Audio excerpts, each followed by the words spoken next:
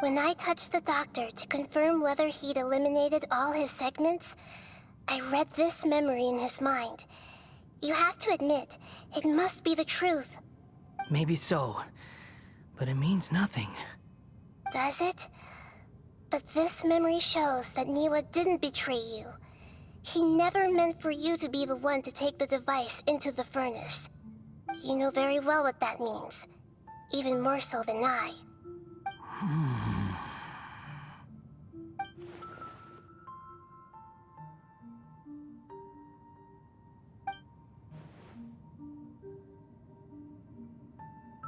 Let's give him some space. He looks really mad. Paimon doesn't want to be anywhere near him right now.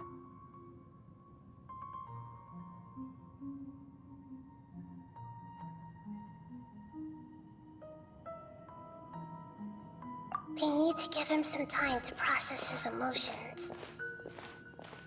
Paimon's still confused about the Tatarasuna incident. So, the doctor was behind it, but why has that gotten him so worked up? Nobody has ever deceived you like that, Paimon. It's natural that you find it difficult to understand. Perhaps he needed to learn this someday. So now you have the complete picture. Katsuragi took the kabuki mono to live with the people of Tatarasuna. Later, the doctor showed up, disguised as the mechanic from Fontaine. And that's when the trouble began. It was all a horrific experiment planned by the doctor. Everything he did was just to plant seeds of disaster in Inazuma that would bear fruit in the future. Of all the unwitting participants in the doctor's experiment, the balladeer became the main test subject. After the events you just saw in that memory, the doctor put Niwa's heart into the device and handed it to the balladeer. Then, he instructed him to enter the furnace and absorb all the filth caused by the smelting process. The load was far beyond what he expected, but the balladeer survived. He left the furnace in sheer exhaustion and said to the mechanic, "This device seems to have protected me. What's in it?" The mechanic answered, "Niwa fled this place for fear of punishment, but he left you a gift. He said it's the one thing that you've been looking for." He took it straight from the chest of one of his innocent servants. The mechanic removed the withered heart from the device as he spoke. The balladeer was stunned that such unthinkable cruelty had brought him the thing he'd been longing for his entire life. A heart acquired through cold-blooded murder is a cursed thing, but it had protected him from the filth. He thought Niwa had completely betrayed him, and yet this very betrayal had ensured his survival. Overwhelmed with anger and sorrow, the balladeer threw the heart to the ground and left Tatarasuna without looking back. Holy moly. So the doctor killed an innocent man and pinned everything on the victim? That's terrible.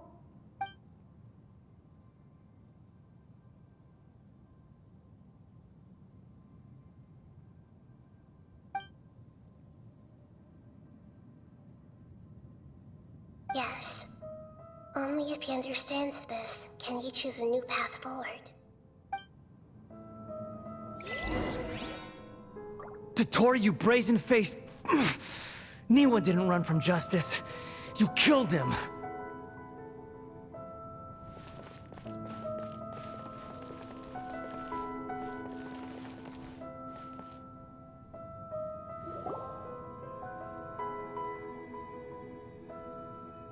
Shall we see how he's doing?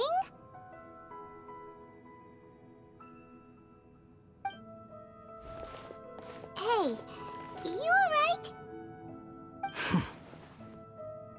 That's a scary expression. Are you worried about me? If we didn't have such a history, I'd almost think that qualifies me to be your friend. It won't. I'll keep my end of the deal. Hey, aren't you investigating the stuff we want to know about? That's why we're here.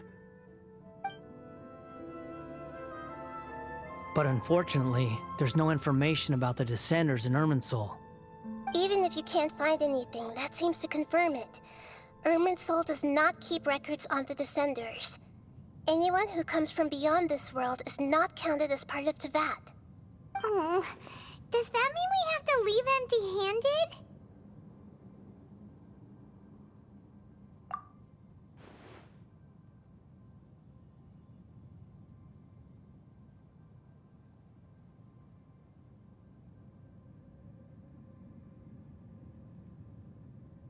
Don't thank me just yet.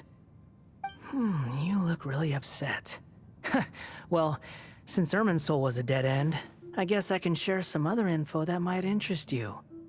Huh? About what? The reason why there are records about your sister in Irminsul. It might have something to do with Conria. Apparently, Conria was her first destination when she arrived in this world. Plus, she only came to this world because the heavens responded to the summoning. The heavens responded? The Jester told me this himself. You can take his word on this. He was a royal mage in Conria, and lived with your sister for a time. I don't know the details. It's up to you whether you want to believe me. All I can say is, I wouldn't lie to you about this. Did you get all that, Lesser Lord Kusanali? Yes. Astonishing news. Does this info count towards my mission? It wasn't from Irminsul, but was it valuable? Very valuable. Good. In that case, I'll take some time for myself now. Huh? What have you done? Lesser Lord Kusanali was right. My power's all but completely spent. Even if I use all of the divine power left in me, I can't sustain this shield for very long. I shared a secret with you, and now you owe me. So in return, I'd like you to answer a question for me. Give me your hand.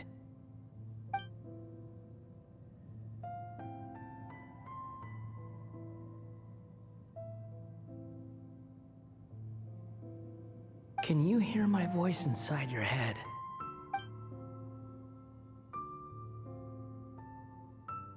No, I can't do anything like that anymore. At most, all I can do is exchange a few words with you. So tell me, in this world, is it possible to change the past?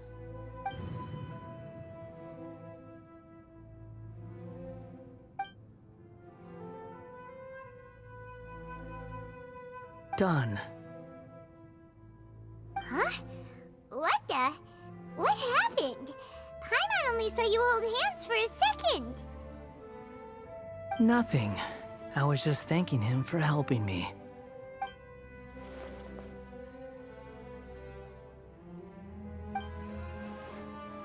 So long. I suggest you get yourselves out of here quickly.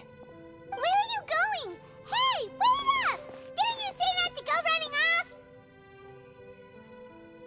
Fast reaction time. But I don't think we'll be seeing each other again. From this day forth, the names Balladeer and Kabukimono will cease to exist.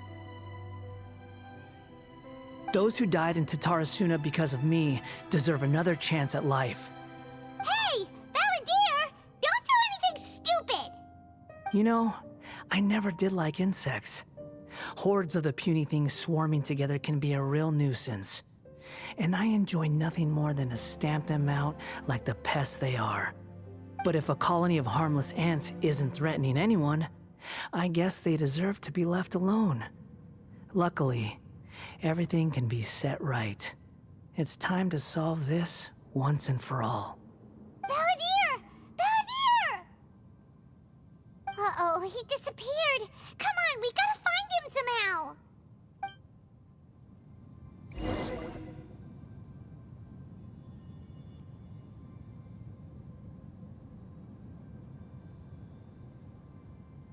Oh no, he's really gone. Oh, can you hear me? Nahida! Traveler, Paimon, Palladir, what happened just now? I was suddenly cut off by some kind of power. It was the Palladir's fault. He shut you out. I didn't think he'd be capable of something like that with so little power left. Did he keep some of his power hidden when he was defeated? Or did he achieve something beyond his abilities, and it took everything he had? Where the heck did he go? Ugh, it's all our fault. We were supposed to keep an eye on him. Sorry, Nahida. Don't be. It's not your fault. Please, let me handle this from here, even though I'm not sure I can solve it. We're running out of time.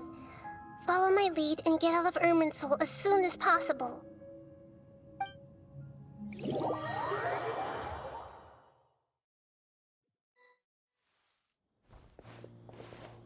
We're out! And we're at, an inn or something? This is an emergency. I'll have to ask you to stay here for now. Everything's arranged, and nobody will disturb you. I'm sorry, but this isn't something I need your help with. Leave this one to me. An emergency? How bad is it? Nahida, will you be okay?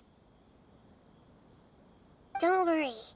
If my assessment is correct, though there may be some minor disturbances, it won't lead to a disaster. Please rest and recover your strength here until I say it's safe. Her voice has gone.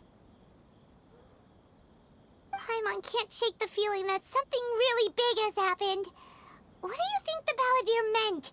And why did he suddenly grab onto you before?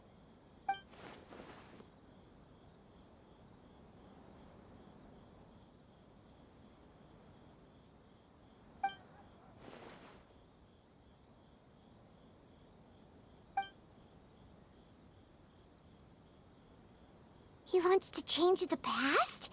But surely that's impossible! Right! You can't just rewrite history! All that stuff happened already in real life! It's like, imagine Paimon drank all the water in this inn. Even if no one was there to see it, Paimon would sure as heck remember drinking it. So, why does Paimon still have a bad feeling about this? Paimon can't help but feel scared about what he might do. Oh, Paimon's so confused. Huh? Ah! Sorry, Paimon accidentally... It's the Palladir's fault for causing Paimon all this mental stress. But erasing yourself from history? It's unthinkable. Is that really possible in Irminsul? Uh-oh. Paimon's head is overheating from trying to understand what he's up to. And it's still not working. Ugh! Paimon's had it with that little brat. He's been nothing but trouble ever since we met him. There's no way he'll actually succeed, right? Otherwise, won't everyone who's connected to him be affected too?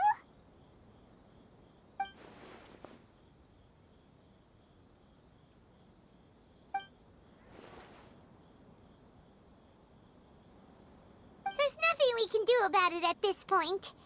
Hey, have you got any ideas on what we should do next?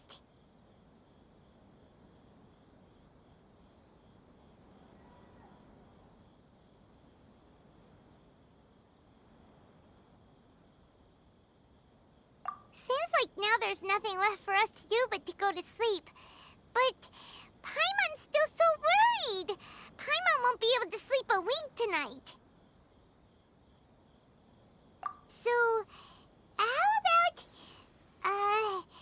we list all our favorite foods to take our mind off things? Heck, if that doesn't work, Paimon's probably gonna collapse of anxiety here. Alright, Paimon will start. First dish. Munstack grilled fish. Oh, and chicken mushroom skewers. Tea break pancakes, cream stew, sauteed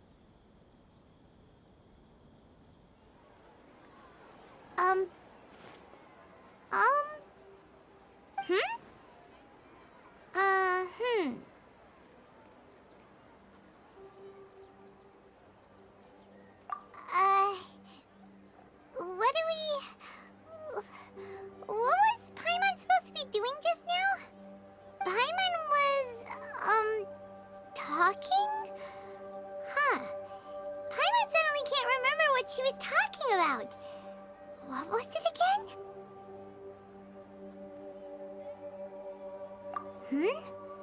The balladeer? Is that a food too? Huh. Weird name, though.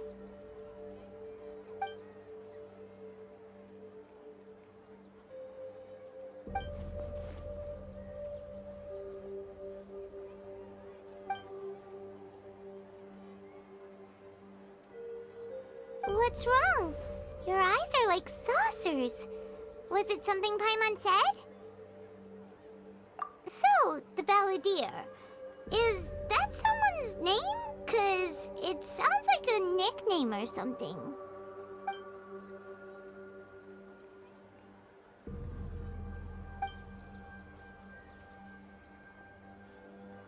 Hmm? Okay, sure. Where are we going? Huh? Fine by Paimon, but is everything okay? You're acting like this is an emergency.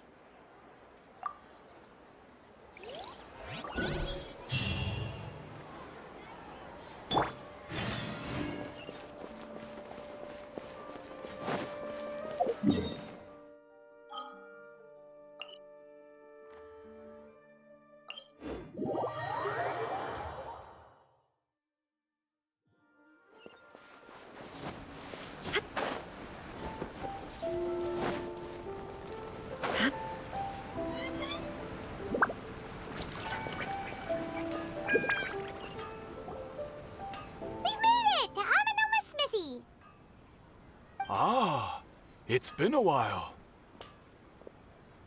Of course. Go ahead. Oh. Now there's a question I wasn't expecting. Very well. I'll tell you what I know once more. The once renowned Raiden Gokuden, comprised of 5 branches. Amenoma, Futsu, Ishin, Hyakume, and Senju. The art of forging practiced by these 5 clans was first taught to them personally by the almighty Shogun. Over time, the 5 branches diverged from one another as generations of bladesmiths honed and perfected their craft until they became 5 distinct traditions. Most of the great swordsmith clans of old have since fallen into decline, and for a long time, only the Amenoma branch kept its art alive. But fortunately, Kaedehara Kazuha recently returned to Inazuma and took up the mantle of the Ishin art. Now, 2 clans remain of the original Gokuden 5. If my memory serves me right, you yourself were present when he forged the Ishin blade. Oh, yeah, we were! Paimon remembers that now. We learned a bit about the decline of the Raiden Gokuden then, too. It seems like such a shame. That, my friends, is a tragic tale indeed. In fact, this was not made known to me for most of my life. All these years, I knew of those great clans' demise, but never the cause. Only recently, when the question was on my mind, did I ask Kaedehara Kazuha about this. He told me that, as we are both heirs to a branch of the Raiden Gokuden, it was right that I should know the truth. There is no harm in telling you, but I must warn you. It is a dark and sorrowful tale. The Raiden Gokuden were the targets of a murderous rampage by a vengeful bladesmith. Vengeful? Why? 400 years ago, so I'm told, there was a catastrophic malfunction in Tatarasuna's furnace. One brave swordsmith heard the commotion and chose not to flee, but he rushed to the scene, hoping to prevent a disaster. Tatarasuna was home to a state-of-the-art forging and smelting operation in that day, and overseeing it was the armory officer. His surname was Niwa, though he had family ties to the Kaedehara clan.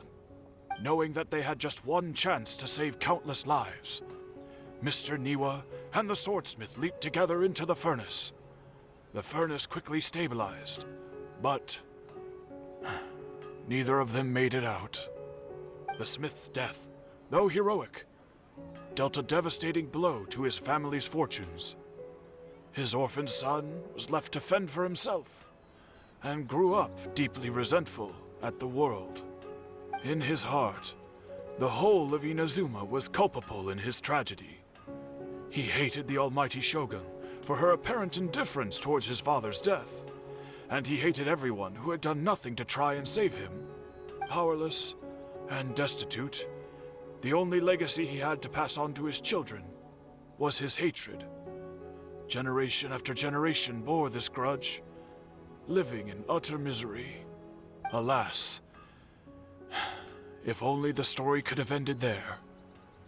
But 100 years ago, the then head of this family reached the end of his wits. He could bear their fate no longer, and yet he could do nothing to change it. Finally, he made a drastic decision to take revenge on the Raiden Gokuden. In doing so, he sought to vent his pent-up anger and shake the very foundations of Inazuma's forging industry. In his fury, he murdered indiscriminately, killing even bladesmiths from the Hyakume clan which he belonged to. His goal was absolute, the devastation of all of the Raiden Gokuden. But when he came to the Kaedehara and Kamisato clans, his killing spree came to an abrupt end. He failed to catch them unawares. They fought back fiercely, and they did not spare his life. That is why the Kaedehara clan and their Ishin art survived that day. I suppose they were the lucky ones, under the dire circumstances.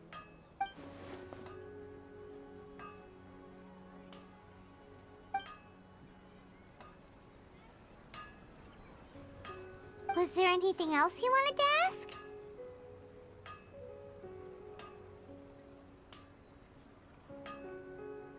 Kazuha? Why, yes. Just yesterday, in fact. We spoke for a while over some tea. He seemed well.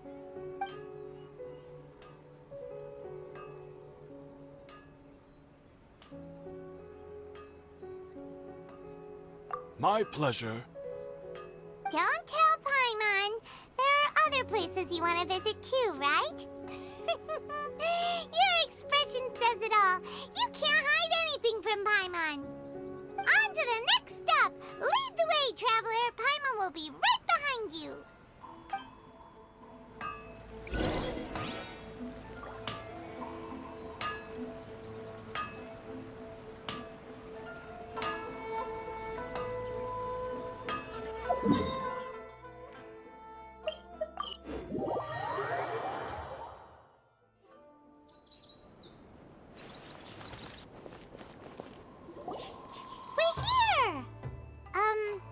This is the Yashiro Commission's headquarters, so... Traveler, it's been a while. If you're looking for the Commissioner and Miss Kamisato, I'm afraid your timing is unfortunate. They're not here right now. Are they out on business? The Commissioner is out on business, and Miss Kamisato is standing in for some meetings in the Commissioner's place. If it's urgent, you're welcome to wait inside until they get back. What do you think? Shall we go in?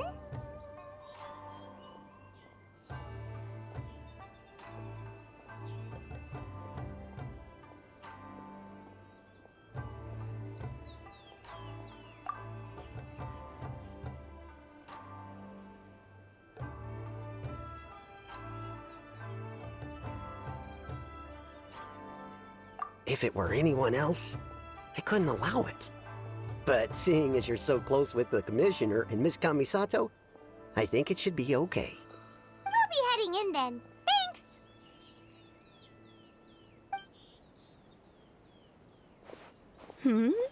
Hello, dears. Is there something you want to say? Of course, traveler. Yes, I know who you are. Miss Kamisato has told me about you. What would you like to know? Oh, they're both very well indeed. Lately, Miss Kamisato has been rather busy attending all kinds of meetings and occasionally paying visits to some local organizations on the commissioner's behalf. As for the commissioner himself, well, you know, busy as ever. That much hasn't changed. Although he does seem to be in a rather good mood these days. So pretty much business as usual in the Yashiro Commission, huh? Very much so.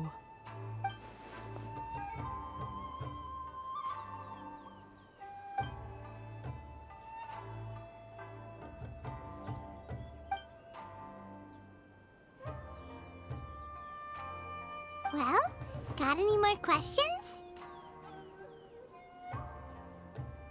You're very welcome. In fact, I would love nothing more than for you to come and visit more often. But I'm sure you must be far too busy to have time for that. Miss Kamisato talks about you all the time. She seems so thrilled to have you as a friend, and she's always saying how talented you are and how much she admires you. I must say, many things in Inazuma seem to have taken a turn for the better since you arrived here. So you're not just Miss Kamisato's knight in shining armor, you know. You're a hero to us all. I mean it.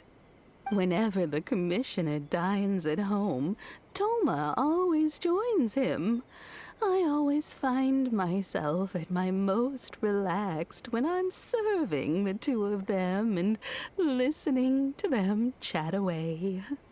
The commissioner has such a busy schedule that he doesn't always have the chance to take his meals at home.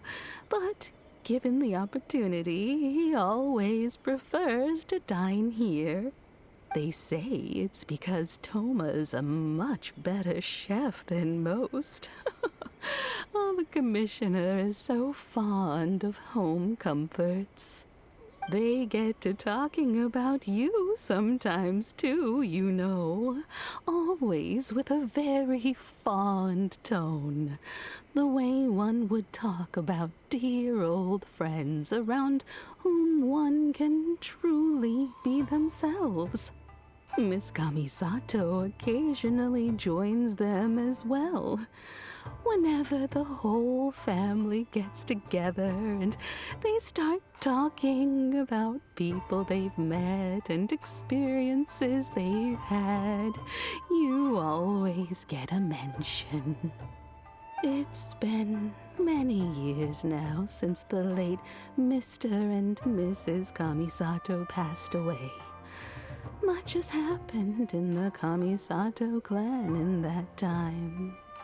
As someone who is old and gray enough to have watched their son and daughter grow up, it makes me so happy to see them meet a dependable friend whose company they enjoy so much.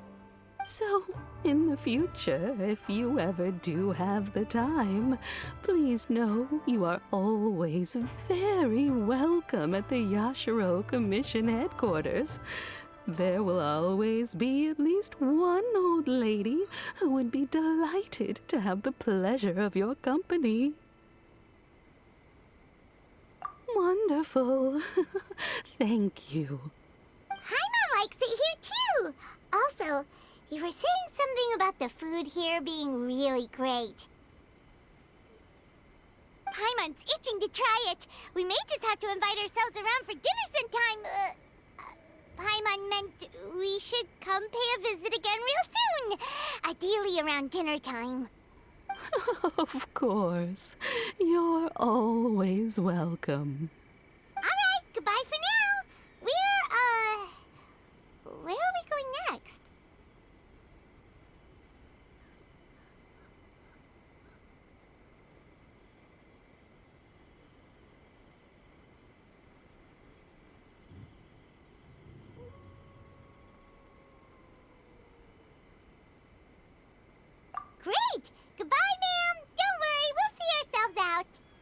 All right then.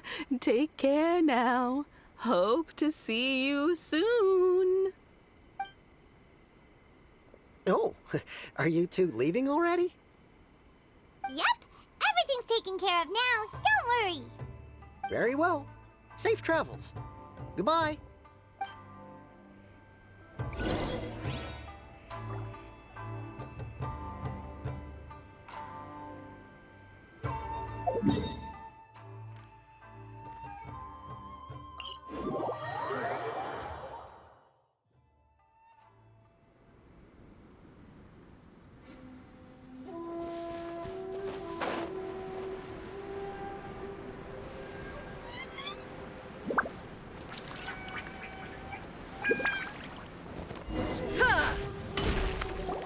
Well, here we are.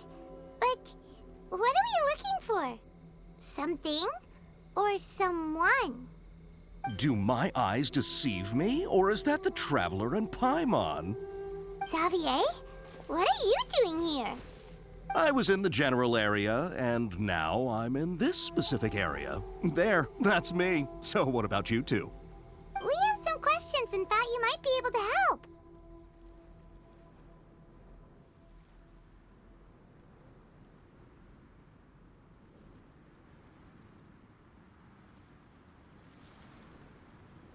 Certainly do. I've researched the furnace here in some depth.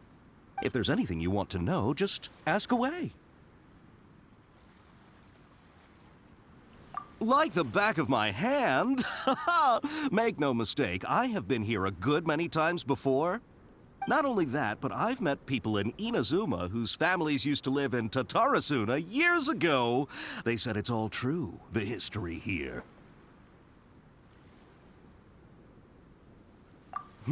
Oh, well, it's a long story, don't you know? The tale of Tatarasuna starts a long time ago. I'm told that its history is one of the most foremost forging and smelting operations in the nation, goes back around 1,000 years. Still, the furnace has had a couple of serious maintenance issues along the way. A couple? When exactly? One was just in the last few years, the other was several hundred years ago. A fun fact, I'm not the first Fontaine tech guy to come and work on it either. There was a guy back then too. They say he was a mechanic who consulted on a technology upgrade. It seems like the technological collaboration between our two nations goes back a long way. How about that?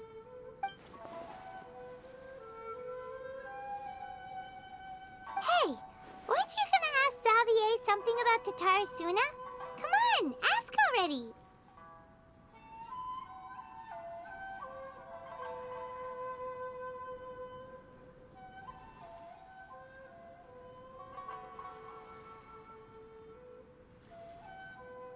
Oh, I didn't realize you two were here for a history lesson.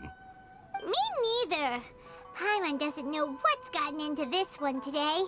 Feels like we've been preparing for a history exam or something. What brought this on? Did you just wake up today with a sudden burning desire for historical knowledge?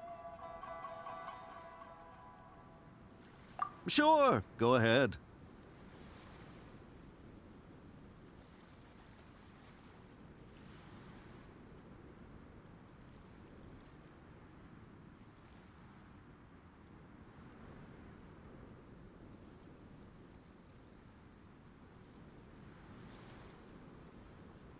A kabuki mono? No, I can't say that I have. I do know the word, Inazuman for those eccentric types who always go around dressed to the nines. Just the sort of person that I'd like to meet, actually. But sadly, I've never had the pleasure, nor have I come across anything to do with a kabuki mono where Tatarasuna is concerned.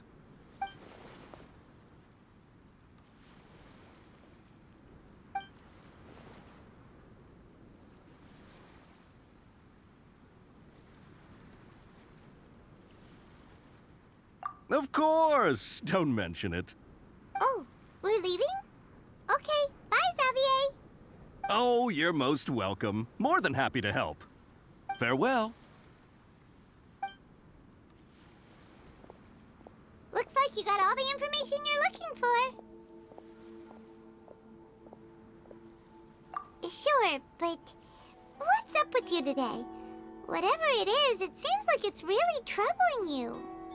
Keep your smile, Spinal Crocodile. No matter what happens, Paimon will always be there for you. Hey, don't mention it. Alright, let's head off and go meet Nahida.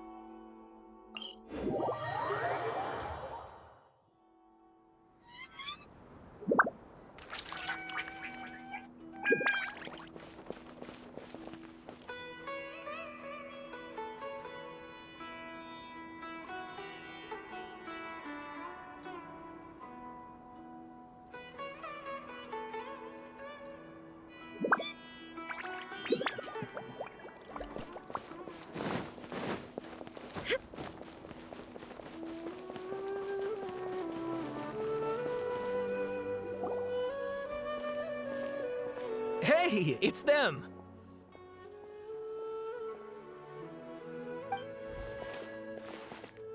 Akaba, Sawada, you're still here?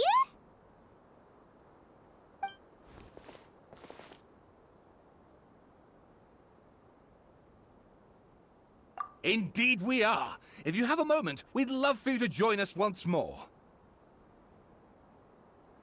We have time. What do you want to talk to us about? It's the same topic we discussed last time. Obviously. Still looking for more info about Tatarasuna, huh? Should we join them?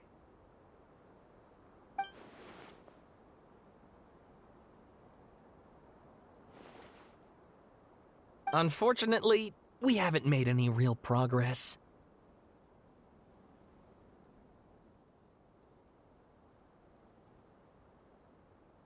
Huh?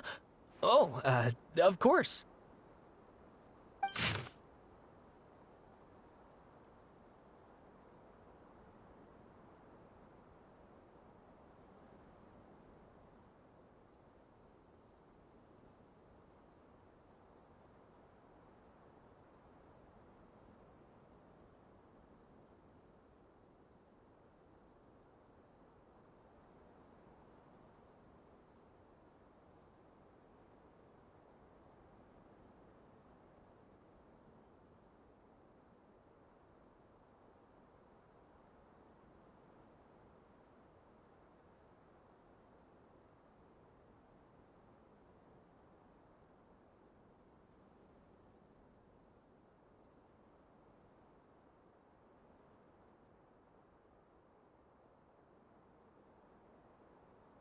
I presume you'll want to read mine as well. Here.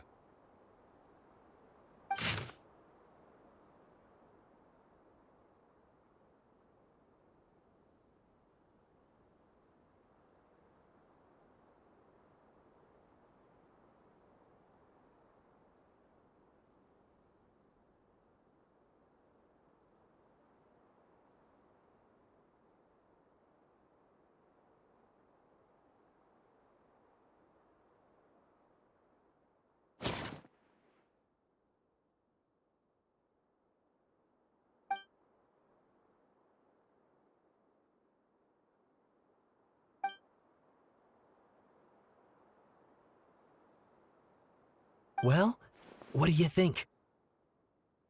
Hey, Traveler.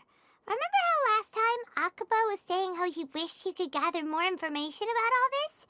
Well, we just got back from Inazuma. So how about we tell them what we learned?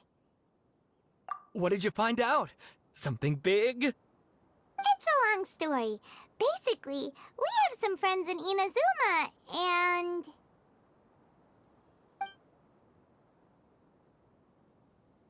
Wow, so many new details.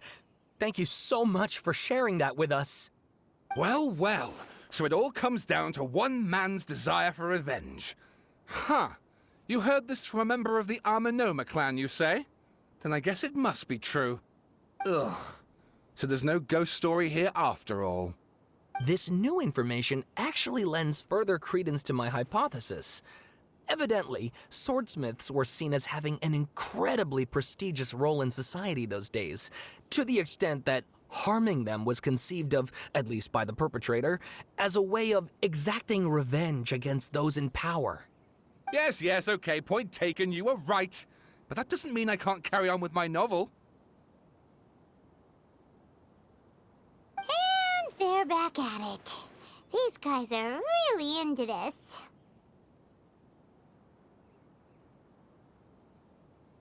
Oh, so sorry. Look at us, prattling on about our projects and ignoring you. Thank you so much for the information. You're welcome. See ya. Keep us in the loop if you find out anything else. Will do.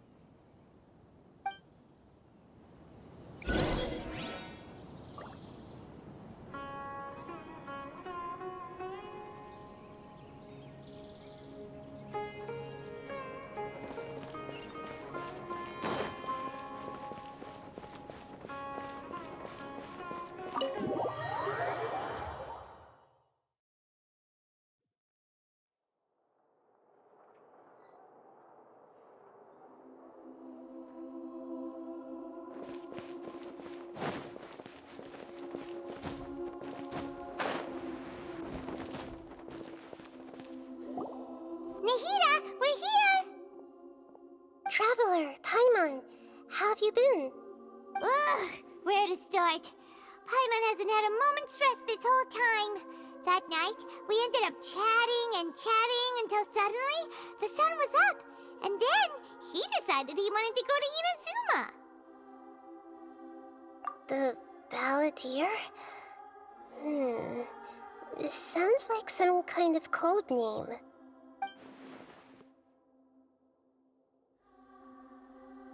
You look troubled. Is there something you need to tell me?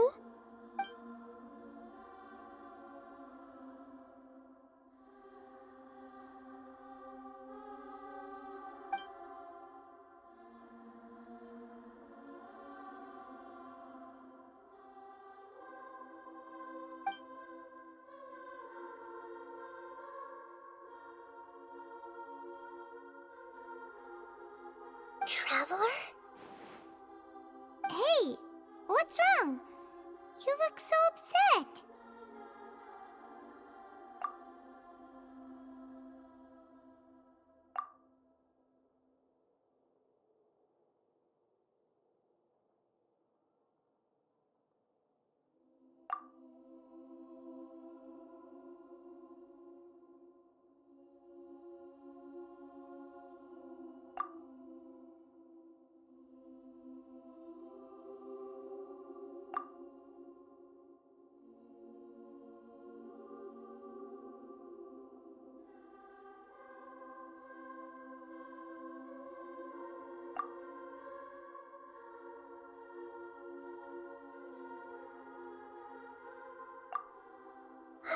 That's quite a story. So, this puppet known as the Balladeer erased himself from Irminsul, hoping that he could change the past. But how was he even able to do that? As the Traveler said, he very nearly became Sumeru's deity. Admittedly, I remember it a little differently. I don't recall finding anyone inside the machine after we defeated it. Nevertheless, it does make sense. If someone were to successfully erase themselves from Irminsul, the world would change to reflect the new reality. So, you believe this person really existed, and we just don't remember him because... well, because he literally changed the world? Yes. Theoretically speaking, it is possible to do this.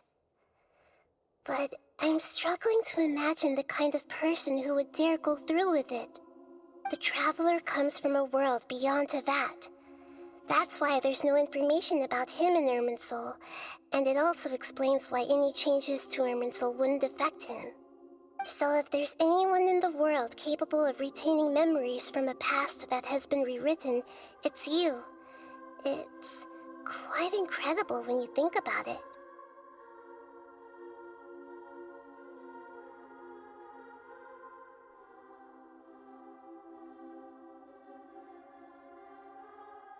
Paimon's having a hard time understanding this balladeer guy's motivations. Why did he do it? I can only make inferences based on the information we've been given. As for what kind of person he was, only you remember that.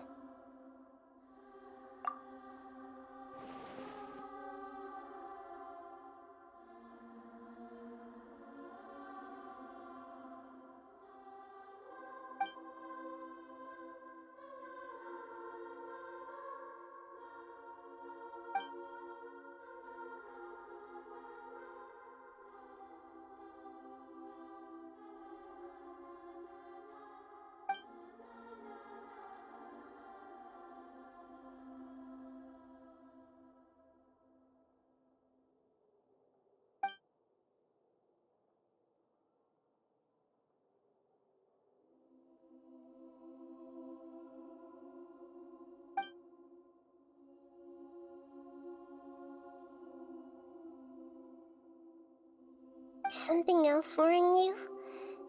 Something that you can't share? It couldn't change the fate of the ones who had died, right? Once the balladeer realized he hadn't been betrayed after all, it must have completely changed his view of the people of Tatarasuna. Now he saw them as friends again.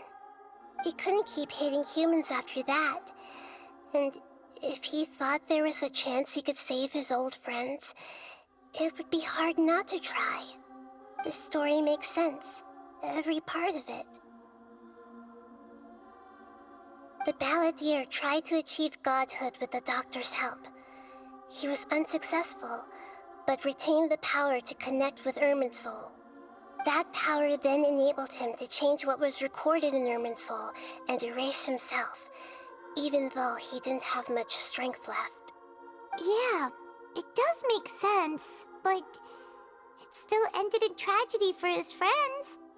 It just feels so hopeless. He gave everything to do this, but it seems like he got nothing in return.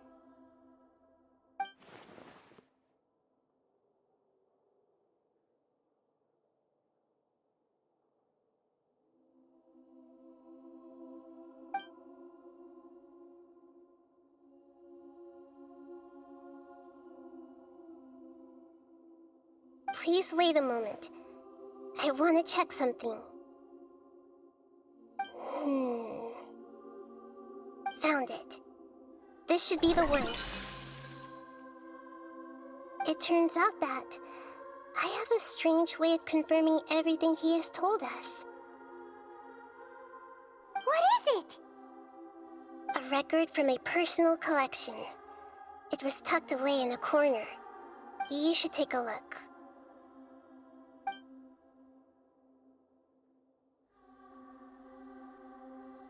Is this a fairy tale?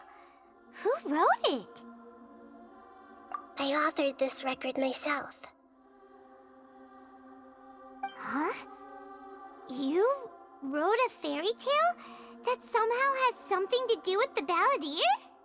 When combined with the traveler's narrative, it's clear that this story is an allegory. Everything in it is a symbol for something else. Hold on. So this record survived from the past? Yes. Any information about the balladeer or the kabuki mono in other records will have been changed. But I wrote this story in a way that means it was left intact. Changing the information in Irminsul changes to that. But Irminsul can't change information that was well hidden in advance. I guess I must have written this story as a backup before the balladeer entered Irminsul. That's incredible! What a great idea! And And sending the traveler into Irminsul with the balladeer must have been a further precaution. I knew he'd remember everything. This story is abstract enough that it still resonates with the present information recorded in Irminsul. But if we connect all the different pieces together, the true story that emerges is the one he told us, the now erased life of the balladeer.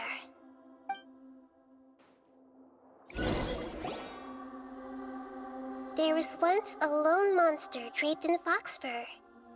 The monster found a family of foxes, joined them, and they became friends. The monster lived with the family day and night, and everyone treated it as one of their own. Once in a while, the monster would take off its fox fur at night and lament to itself as it gazed at its reflection in the water. I am a monstrosity, yet they are too foolish to see it. I pity them. But the monster soon found solace when another came to live among the foxes who was not their kin. A kitten, carved from the wood of a white tree who had been abandoned by the humans. The kitten too wished to become a fox, but its tail was too slender and it could not grow a coat of richly colored fur.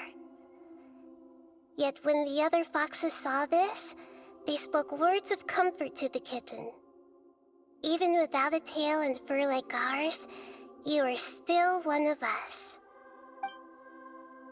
Furious at this happy resolution, the monster lit a fire on the mountain. The terrified animals panicked as the fire spread.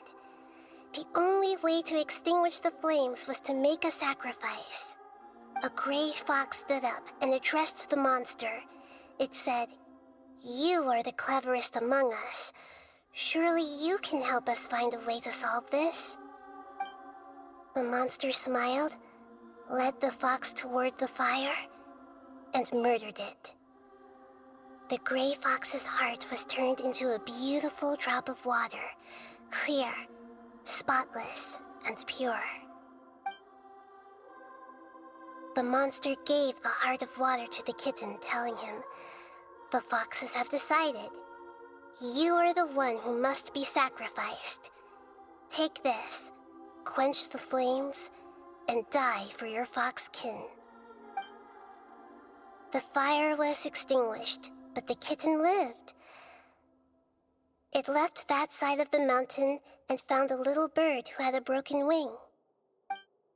The two promised they would spend their whole lives together, but the little bird did not have long left to live. It passed away soon after. After burying the bird, the kitten left the mountain for good. Never again would it cherish a single creature, nor a single blade of grass that stood on that mountain. The kitten spent the nights wandering aimlessly, gnashing its teeth at the moon. How it wished to swallow the moon and devour the moonlight. If the world could only return to darkness, then it would finally be peaceful and content. I will become the new moon, the answer to everything. Then, no one will know that there were once birds, foxes, and cats in this world. And no one can know that they were different.